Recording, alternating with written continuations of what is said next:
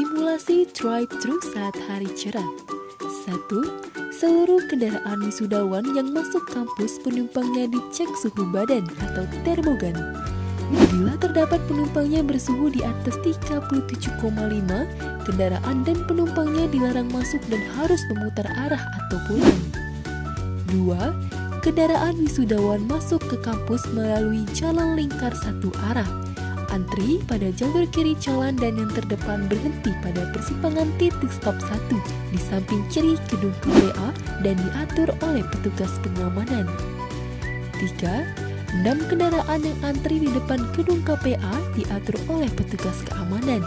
Kendaraan terdepan calon wisudawan turun dari kendaraan pada titik stop 2 dan langsung mengambil posisi antri pemindahan kuncir.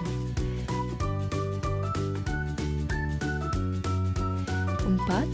Kendaraan yang calon wisudawannya telah turun langsung mengambil posisi putar arah untuk keluar kampus pada titik stop 3. 5. Wisudawan yang telah dipindahkan kuncir langsung naik kendaraan yang telah memutar arah pada titik stop 3, selanjutnya meninggalkan kampus. Di saat calon wisudawan telah mengambil posisi pemindahan kuncir dan kendaraannya telah memutar posisi 3 dan 4, kendaraan selanjutnya menggantikan posisi 3 dan 4, dan seterusnya.